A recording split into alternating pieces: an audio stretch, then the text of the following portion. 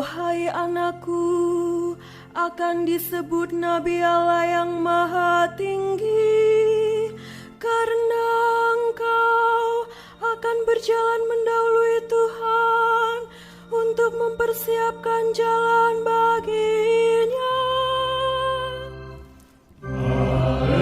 Haleluya, haleluya, haleluya, haleluya,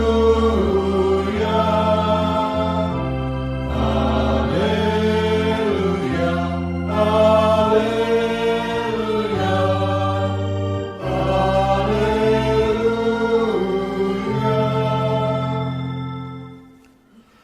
Tuhan bersamamu.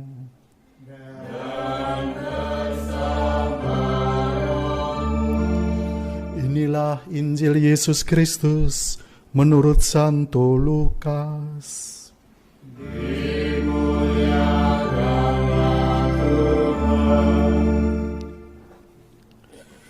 Pada zaman Herodes, Raja Yudea, hiduplah seorang imam bernama Zakarias dari kalangan Imam Abia. Istrinya juga berasal dari keturunan Harun, namanya Elisabet. Keduanya adalah benar di hadapan Allah dan hidup menurut segala perintah dan ketetapan Tuhan dengan tidak bercacat. Tetapi mereka tidak mempunyai anak sebab Elisabet mandul dan keduanya telah lanjut umurnya. Pada suatu kali, waktu tiba giliran rombongannya, Zakarias melakukan tugas keimaman di hadapan Tuhan. Sebab ketika diundi, sebagaimana lazimnya untuk menentukan imam yang bertugas, dialah yang ditunjuk untuk masuk ke dalam bait suci dan membakar ukupan di situ. Sementara itu, seluruh umat berkumpul di luar dan sembahyang. Waktu itu adalah waktu pembakaran ukupan. Maka tampaklah kepada Zakarias seorang malaikat Tuhan berdiri di sebelah kanan mezbah pembakaran ukupan. Melihat hal itu, ia terkejut dan diam, menjadi takut. Tetapi malaikat itu berkata kepadanya, "Jangan takut, hai Zakarias, sebab doamu telah dikabulkan, dan Elisabet istrimu akan melahirkan seorang anak laki-laki bagimu, dan haruslah engkau menamai dia Yohanes. Engkau akan bersukacita dan bergembira, bahkan banyak orang akan bersukacita atas kelahirannya itu. Sebab ia akan besar di hadapan Tuhan, dan ia tidak akan minum anggur atau minuman keras, dan ia akan penuh dengan Roh Kudus mulai dari rahim ibunya. Ia akan membuat banyak orang Israel berbalik kepada Tuhan Allah mereka, dan ia akan berjalan mendahului Tuhan dalam roh dan kuasa Elia, untuk membuat hati bapa-bapa berbalik kepada anak-anaknya, dan hati orang-orang durhaka kepada pikiran orang-orang benar. Dan dengan demikian ia menyiapkan suatu umat yang layak bagi Tuhan." Demikianlah Injil Tuhan.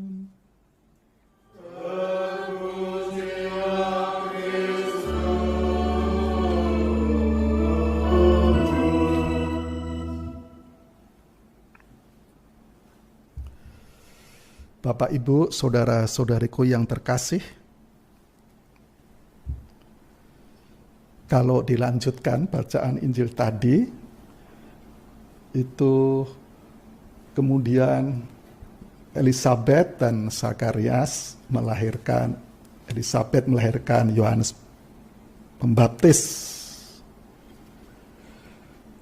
Akan saya lanjutkan. Lalu Zakarias meminta batu tulis menuliskan kata ini, namanya adalah Yohanes. Dan mereka pun heran semuanya. Seketika itu terbukalah mulutnya dan terlepaslah lidahnya. Ia berkata-kata dan memuji Allah.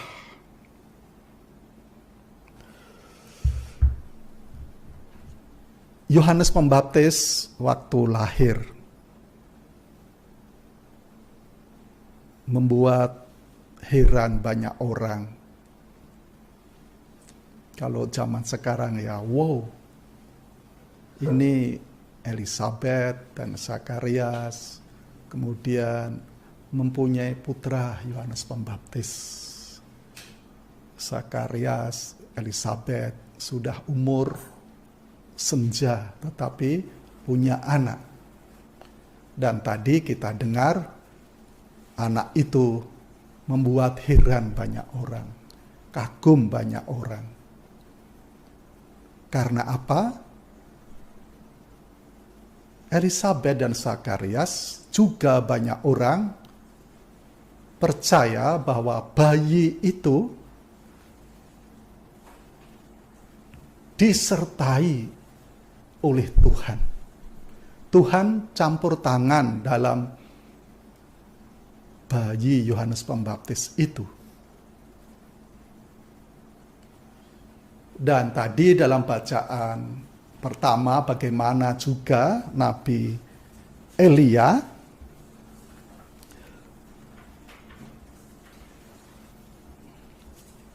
Nabi Yeremia juga sudah ditentukan oleh Tuhan di dalam rahim ibunya bahwa ia dikuduskan, dipilih oleh Tuhan.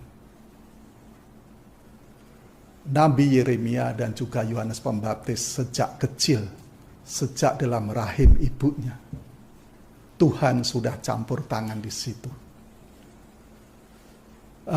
Saudara-saudariku, kita diingatkan bahwa setiap kelahiran bayi, kelahiran anak manusia, itu Tuhan sudah mempunyai panggilan, memberi panggilan, memanggil bayi itu.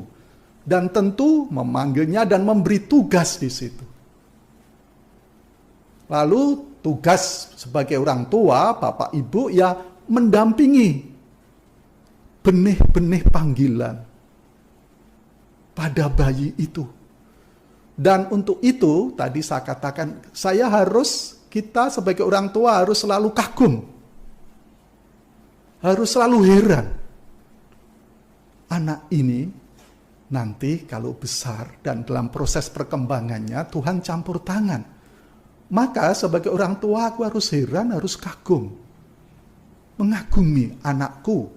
Bayi ini proses untuk menjadi dewasa. Karena Tuhan campur tangan di situ. Banyak orang melupakan itu dan dia hanya berpikir, udah ini anakku, terserah aku. Bahkan ya banyak yang tidak mengingini anak itu dibuang atau disingkirkan atau dihilangkan.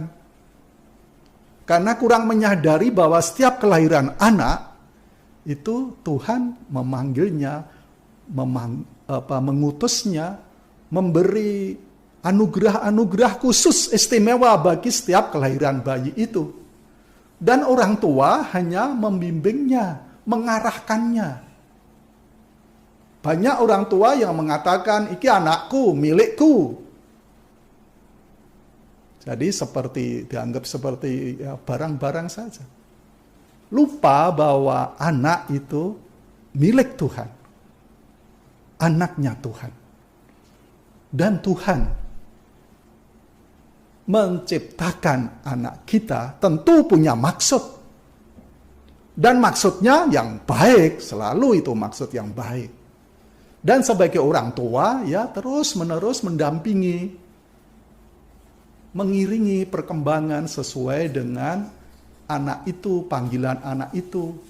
Sesuai dengan panggilan anak itu, salah satu sifatnya ya kalau anak itu gembira, sukacita, dan berguna, bermanfaat, punya arti, punya makna bagi sesamanya.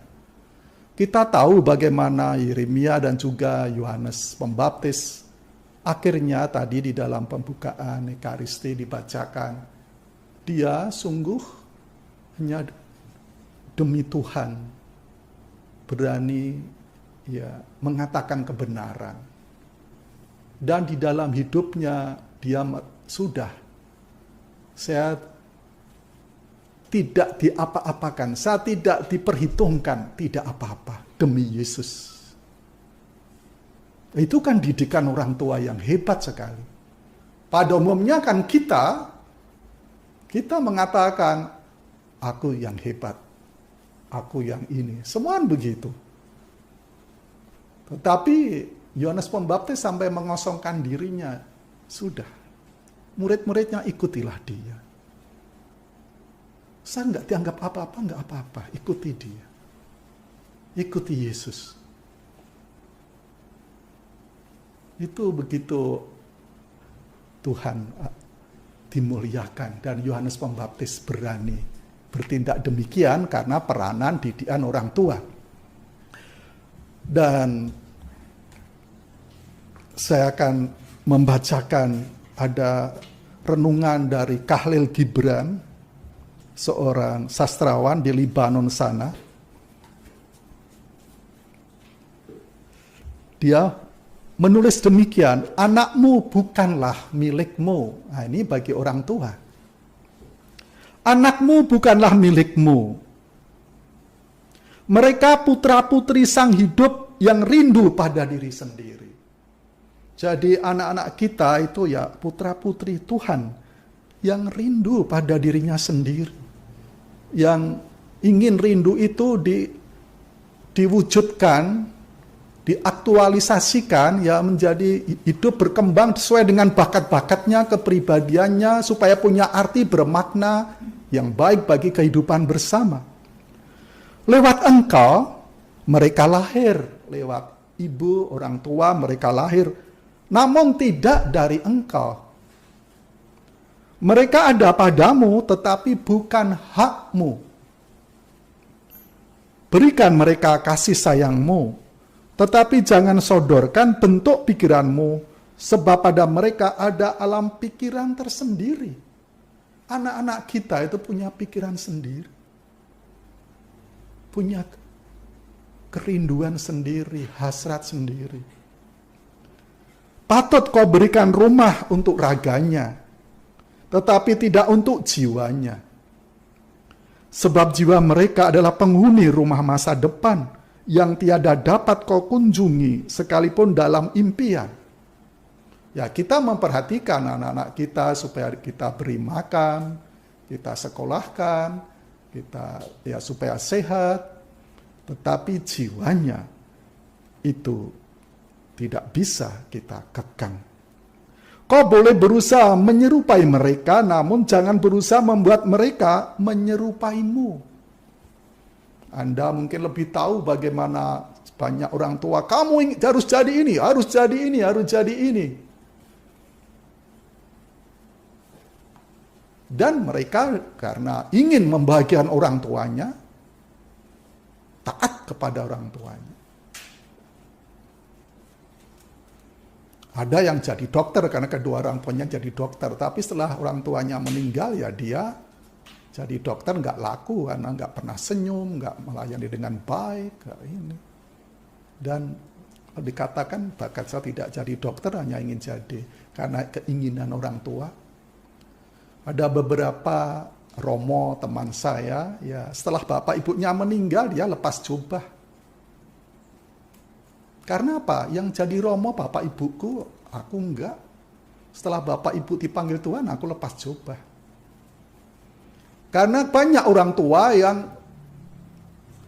menginginkan menekan anaknya. Kamu harus jadi Romo, bangga, membuat bangga orang tua, harus jadi dokter, harus jadi ini. Kita tidak boleh demikian.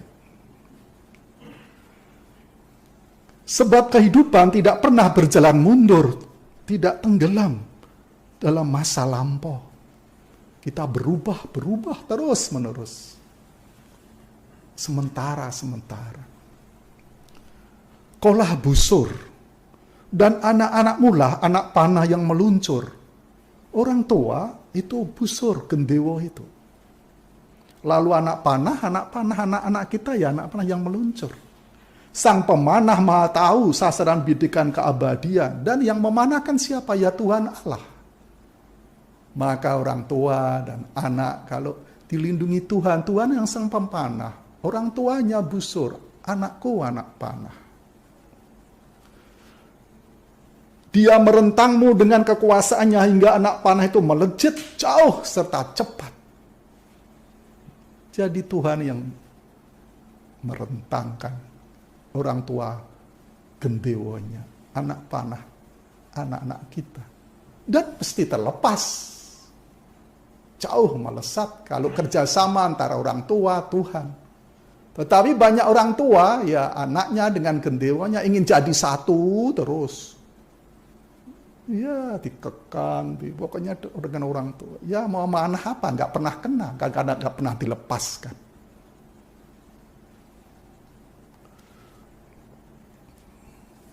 Meliuklah dengan sukacita dalam rentangan tangan sang pemanah, sebab dia mengasihi anak panah yang melejit laksana kilat, sebagaimana pula dikasihnya busur yang mantap. Ini renungan dari Khalil Gibran. Maka Bapak, Ibu, dan saudara-saudariku, kita mengingat pada kelahiran Yohanes Pembaptis ini, mari kita memandang anak-anak kita. Kita kagumi. Kita kagumi. Dan kita didik. Dengan teladan, dengan kata-kata. Tidak hanya kata-kata banyak bapak yang, jangan merokok tapi bapaknya merokok. Jangan lihat film belajar, tapi ibunya lihat film di TV dan anaknya suruh belajar. Tapi dengan teladan yang baik. Dan terutama di dalam keluarga mari supaya saling memperhatikan, menghormati. Jangan egois memikirkan dirinya sendiri. Tapi memikirkan kakakku, adikku, bapak, ibuku. Mulai latihan keluar dari diri. Sejak kecil harus dilatih itu. Sehingga seperti Yohanes Pembaptis, dia berani. Dia banyak murid, dihormati, bahkan membaptis Yesus. Dia melepaskan, ikuti dia. Saya bertapa di gua. Menyendiri. Sudah nggak dianggap apa-apa. Dia sungguh keluar dari diri, tidak mementingkan diri sendiri. Dan itu tidak mudah langsung jadi, perlu proses terus-menerus. Dan kalau dengan demikian, orang tua selalu dekat dengan Tuhan. Anak-anakku juga selalu diingatkan, ayo kamu anak Tuhan. Anak Tuhan. Tuhan punya panggilan terhadapmu supaya hidupmu sukacita, punya arti. Entah jadi awam, biarawan, imam, yang penting demi kemuliaan Tuhan. Jangan merasa kamu paling hebat. Yang paling hebat Tuhan. Dan ada orang-orang yang selalu mengarahkan ke sana. Semoga keluarga-keluarga kita dan anak-anak kita pada pesta Santo Yohanes Pembaptis ini senantiasa diberkati Tuhan. Dan kita sebagai orang tua dan nanti mendidik anak-anak kita, marilah seperti Yohanes Pembaptis. Tunjukkan orang lain. Itu Tuhan. Itu anak domba. Mengantar orang lain ke sana. Dalam pekerjaan, dalam hidup selanjutnya, itu Tuhan. Jangan tunjukkan. Kebanyakan kan aku hebat. Mulai latih itu. Tuhan. Yohanes Pembaptis mengantarkan. Seperti Musa. Sana ke tanah berjanji. Dengan demikian kita kalau saling menunjukkan hal-hal yang baik. Menunjukkan Tuhan, maka hidup kita akan bersukacita dan anak-anak kita akan sungguh menjadi Yohanes Pembaptis zaman ini yang berani membela kebenaran meskipun hidupnya ya menderita seperti Yohanes Pembaptis. Amin. Marilah kita perbarui iman kita dengan syahadat yang singkat. Aku percaya akan Allah Bapa yang Maha Kuasa, Pencipta langit dan bumi, dan akan Yesus Kristus Putranya yang berkorban kita, yang dikandung dari Roh Kudus, dilahirkan oleh perawan Maria, bersalah dalam pemerintahan Pontius Pilatus, disalibkan, wafat dan dimakamkan, yang turun ke tempat penantian pada hari ketiga bangkit dari antara orang mati, yang naik ke surga duduk di sebelah kanan Allah Bapa yang Maha Kuasa. Dari situ Dia akan datang mengadili orang yang hidup dan yang mati.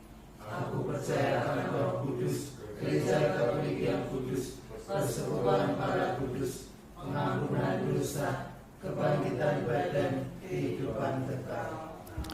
Tuhan memanggil kita untuk hidup mengabdi dengan tulus hati dan tanpa pamrih. Maka marilah kita berdoa.